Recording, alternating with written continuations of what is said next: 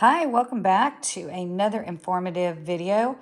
This is not just about chickpeas being roasted. However, I am going to talk to you about this versatile high fiber way to incorporate into your daily life, as well as, you see those bottles right there?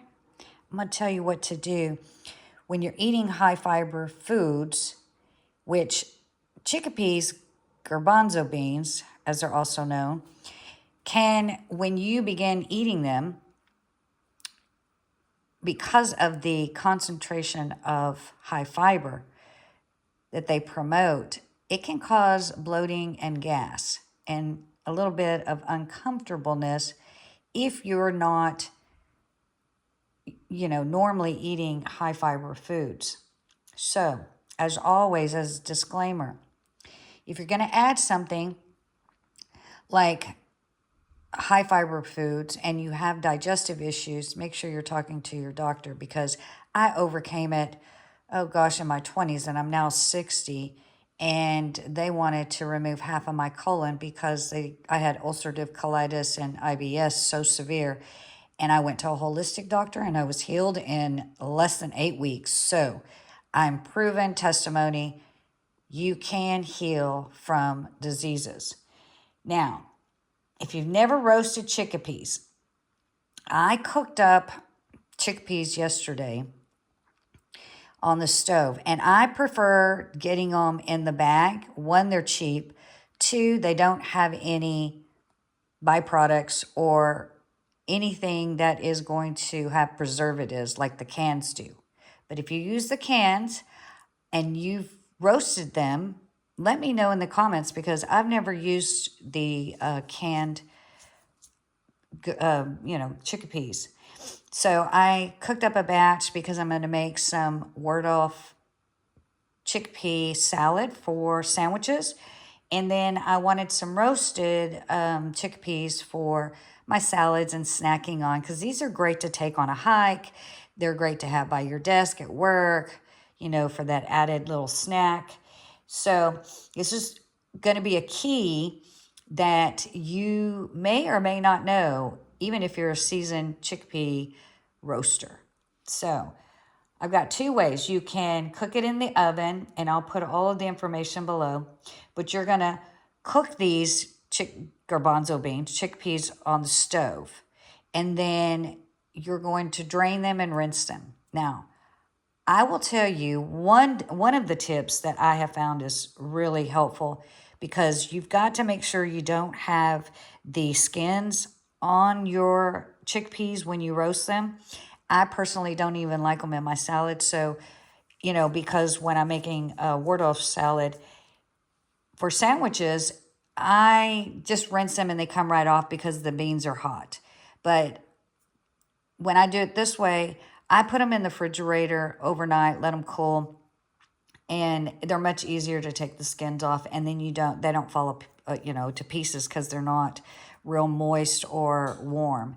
But you can dry and rinse the chickpeas, spread them out on a clean kitchen towel, pat them dry gently with paper towel. Now, here's the key to extra step that helps steam out the extra moisture to make them crispy and crunchy. You're going to put them in the oven for 400 Fahrenheit for 15 to 20 minutes. Then you're going to remove them from the pan, and you're going to drizzle a little bit of oil. I'm going to use avocado oil. You can use whatever oil you want. And then you return them back to the lined pan with parchment paper, and you roast them another 20 to 25 minutes. And you'll know when they're done when they're golden brown and make a rattling sound when you kind of shake the pan. Now, another secret for maximum crunch is you turn off the oven when they're done, and then you crack the door and you let them cool. And once they're, cooled, you can put the seasoning on them. Or you can put the seasoning while they're still warm, but you definitely don't want to put the seasoning of choice when you're cooking them, because it'll burn the seasoning. But I'm going to be using a half a teaspoon of Himalayan salt, half a teaspoon of garlic powder, half a teaspoon of smoked paprika, and a pinch of black pepper. But you can play around with it and use whatever spices you want.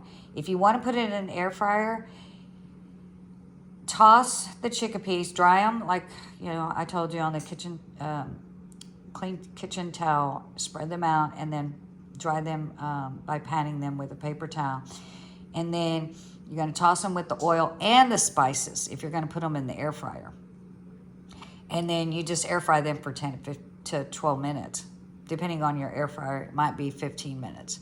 So now, thanks for staying to the end, because now I'm going to tell you, when you're eating high fiber foods, if you're not taking a really strong probiotic, this is a vegan, dairy-free, gluten-free, soy-free. I have been recommending this to my clients for a decade. This is one of my favorite brands.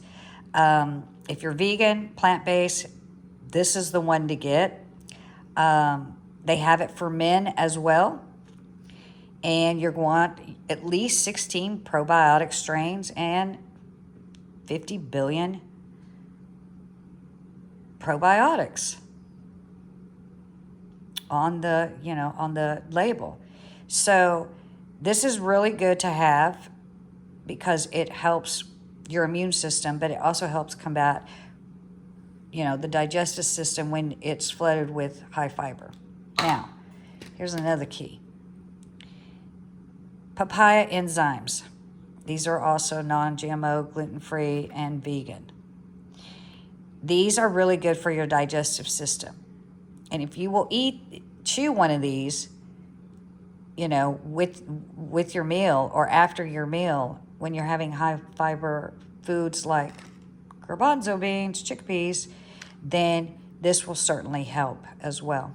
Sorry about my Band-Aid, but my daughter's Kitty, that is 17 years old, I went to go feed her yesterday, and she was being absolutely mean, and she got me with her claw.